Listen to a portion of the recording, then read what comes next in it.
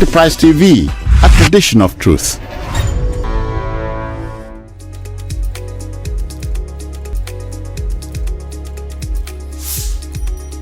Yeah, thank you very much, Cyril. Sincerely speaking, I don't want to sound pessimistic, but I don't see us having light behind the tunnel like they used to say, with the level of insecurity in the country.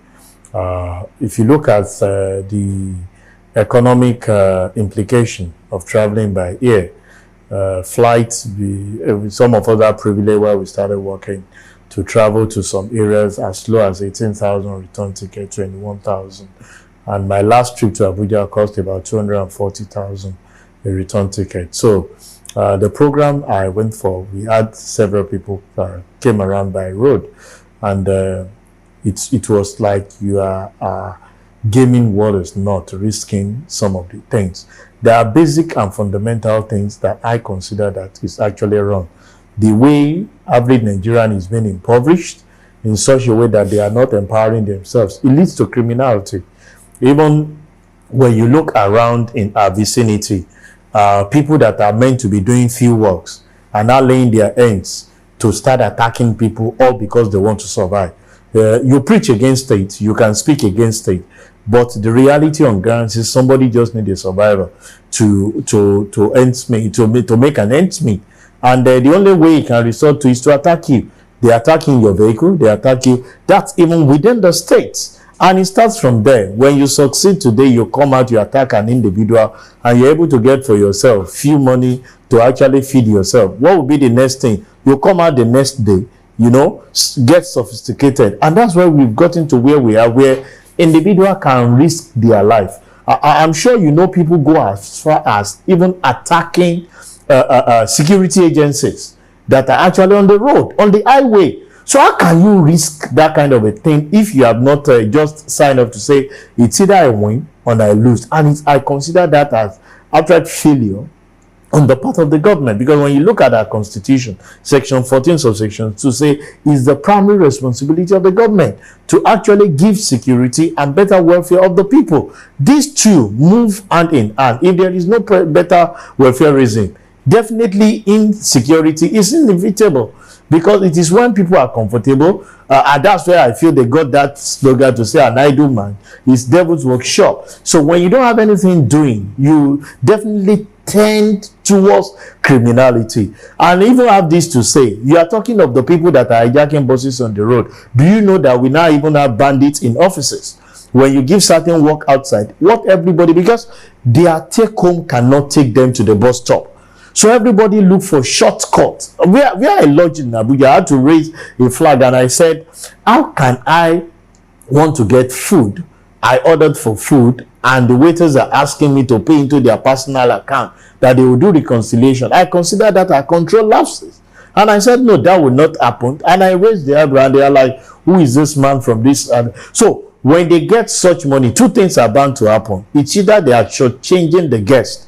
A food of 3,000, they can call it for you 5,000 because you are ordering, and there is no receipt to substantiate it. They just have. So when you see people not being economically empowered, it leads to criminality, and that's why we keep saying on daily basis the high level of insecurity on our road. In our within our locality, it's difficult for people to come out at night. It's either they steal your phone, they hijack your laptop to resell and get some of those things, and it starts from there. So I feel government needs to just be intentional. See, when you want to address insecurity, it is not buying fighter jets or you are going armed.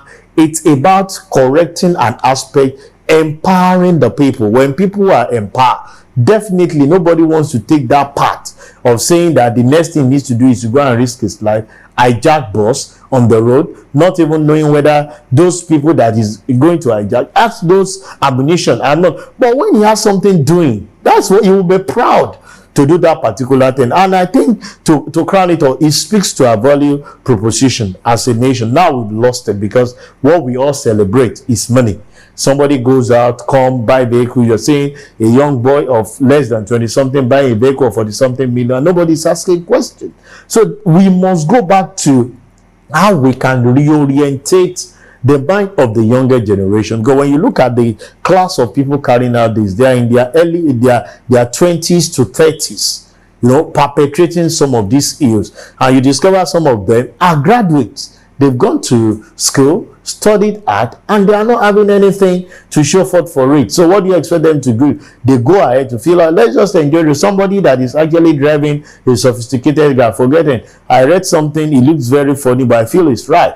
A car of over 80 million for getting finished inside of it. So you see big cars on the road, you think that they have money. People cannot even afford to buy fuel inside their car, and you go ahead to attack. What will you get from them? So it's a failure of the government empowering people that it keep increasing.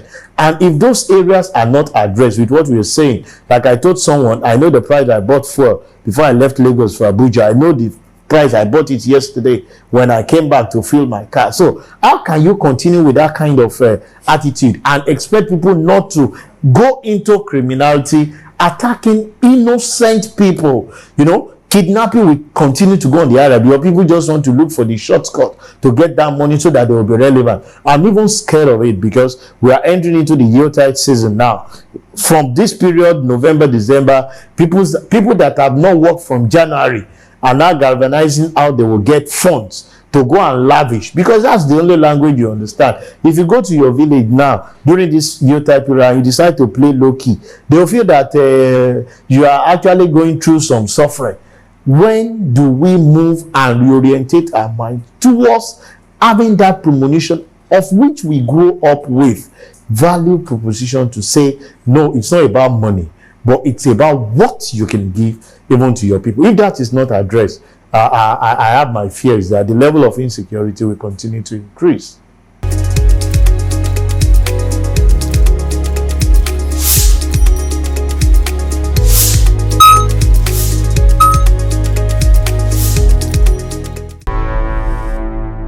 Enterprise TV, a tradition of truth.